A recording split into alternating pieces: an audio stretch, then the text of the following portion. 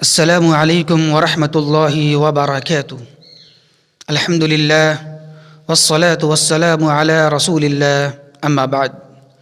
محترم سامعین کرام اور خواتین اسلام، آج کا ہمارا مختصر موضوع ہے کہ ہدایت کسے کہتے ہیں۔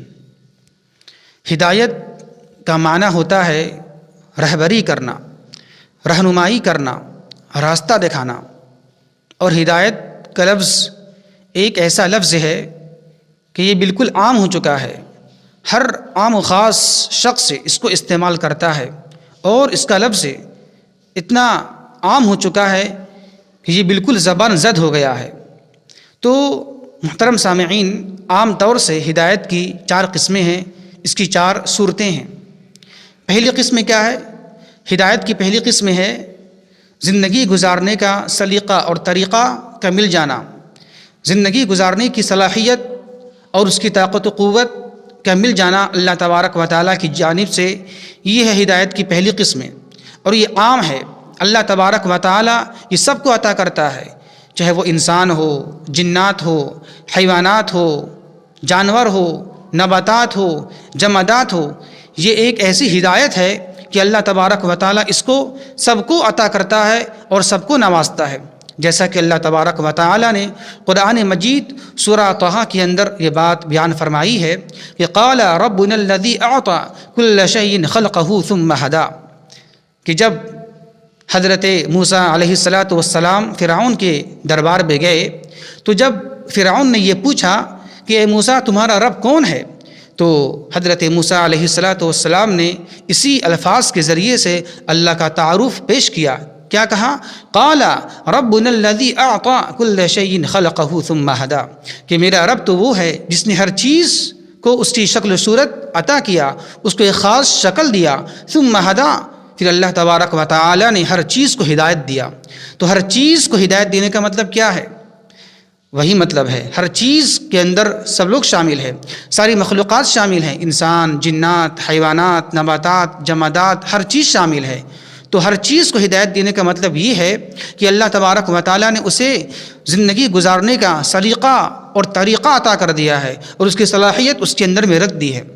جیسے مثال کے طور پر اس کو سمجھیں آپ کہ جب ایک بچہ ماں کے پیٹ سے پیدا ہوتا ہے تو اسے یہ سکھایا جاتا نہیں ہے کہ دودھ کیسے پینا ہے، بلکہ ایک بچہ بھی پیدا ہونے کے بعد فوراً وہ اللہ تبارک و تعالیٰ کی دی ہوئی ہدایت کی وجہ سے اور دی ہوئی سمجھ بوجھ اور صلاحیت کی وجہ سے وہ پینا شروع کر دیتا ہے۔ اسے بتانا آپ کو نہیں پڑتا ہے کہ دودھ ایسا پینا چاہیے۔ اسی طرح جب ایک جانور کا بچہ پیدا ہوتا ہے تو وہ بھی اپنی ماں کا دودھ پینا شروع کر دیتا ہے، اسے آپ کو بتانا اور سکھانا نہیں پڑتا ہے کہ دودھ اس طرح پینا چاہیے۔ تو اس کا نام ہے ہدایت، ایسی ہدایت جس کا تعلق زندگی گزارنے سے ہے اور جس کا تعلق زندگی کے سلیقہ اور قرینہ سے ہے۔ اسی طرح دیکھیں آپ، ہر مخلوقات اپنی حفاظت کرتی ہے اور ہر مخلوقات اپنی روزی روٹی کا انتظام خود کرتی ہے۔ وہ تو یہ کس نے سکھایا؟ اپنی روزی روٹی کا انتظام کرنا اور اپنی حفاظت کرنا، اپنی جان کا، اپنے مال کا، یہ کس نے سکھایا؟ یہ اللہ تبارک و تعالیٰ ہی نے سکھایا ہے۔ اسی طرح دیکھیں آپ، ایک جانور اپنے بچے کو بڑا پیار کرتا ہے، بڑا محبت کرتا ہے، اسے ہر چیز سے بچاتا ہے، تو یہ سمجھ بوجھ کس نے عطا کیا؟ یہی اللہ نے عطا کیا ہے۔ اسی کا نام ہے ایسی ہدایت کہ جس کا تعلق زندگی گزارنے کے طور طریقہ اور سلیقہ سے ہے۔ یہ ہدایت کی پہلی قسمیں ہیں۔ ہدایت کی دوسری قسمیں ہیں ہدایت ارشاد۔ ہدایت ارشاد کا مطلب یہ ہوتا ہے کہ اللہ تبارک و تعالی نے اپنے بندوں کو نبی اور رسول کے ذریعے سے صحیح راستہ، غلط راستہ دکھا دیا ہے، جیسا کہ اللہ تبارک و تعالی قرآن مجید کے اندر بیان فرماتا ہے سورہ حامیم سجدے میں، وَأَمَّا ثَمُودُ فَهَدَيْنَاهُمْ فَاسْتَحَبُّوا الْعَمَىٰ عَلَى الْهُدَىٰ، کہ رہی بات قوم سمود کی تو ہم نے اسے ہدایت دیا، مطلب یہ ہے کہ ہم نے اس کے پاس نبی رسول کو بھیجا صحیح راستہ دکھانے کے لیے، غلط راستہ کی وضاحت کرنے کے لیے، یعنی نبی رسول ان کے پاس گئے، یعنی صالح علیہ السلام قوم سمود کو سمجھایا کہ یہ راستہ غلط ہے، یہ راستہ صحیح ہے، اگر تم اس راستے میں چلو گے تو گمراہ ہو جاؤ گے، اور اگر تم یہ راستے میں چلو گے تو کامیاب ہو جاؤ گے۔ تو انہوں نے نبی کی بات کو نہیں مانا، بلکہ کیا ہوا؟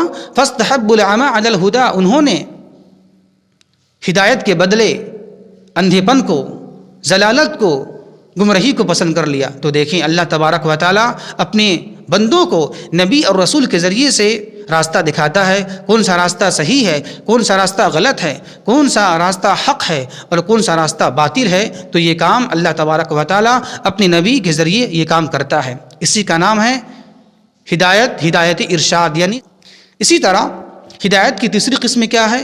ہدایت توفیق۔ ہدایت توفیق کا مطلب یہ ہے کہ اللہ تبارک و تعالیٰ ایک انسان کو صحیح عقیدے پر اور صحیح عمل پر موت تک جما دے۔ جیسے مثال کے طور پر ایک شخص مسلمان ہوتا ہے، اسلام لے آتا ہے، صحیح عقیدے اور صحیح عمل کو اپنا لیتا ہے، تو اب اللہ تبارک و تعالیٰ اسے اس صحیح عقیدے اور صحیح عمل پر موت تک جما دے، تو اس کا نام توفیق ہے، توفیق ہدایت ہے۔ اور یہ کام صرف اللہ تبارک و تعالیٰ کا ہے، یہ کام کسی نبی رسول کا نہیں ہے، یہ کام نبی رسول بھی نہیں کر سکتے ہیں، یہ کام صرف اللہ تبارک و تعالیٰ کا ہے۔ جیسا کہ اللہ تبارک و تعالیٰ قرآن مجید کے اندر بیان فرماتا ہے کہ اِنَّكَ لَا تَهْدِي مَنْ أَحْبَبْتَ وَلَكِنَّ اللَّهَ يَهْدِي مَن يَشَاءُ، کہ میرے نبی صلی اللہ علیہ وسلم آپ جسے چاہیں ہدایت سے نواز نہیں سکتے ہیں، بلکہ اللہ تبارک و تعالیٰ جسے چاہے گا ہدایت سے نواز دے گا۔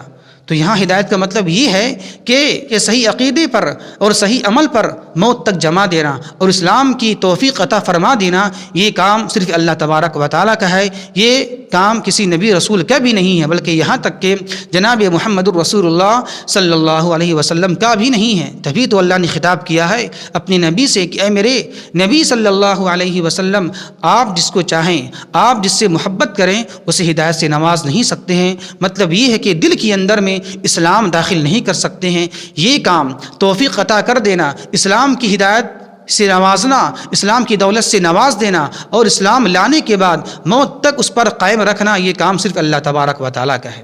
تو اس کا نام ہے ہدایت توفیق۔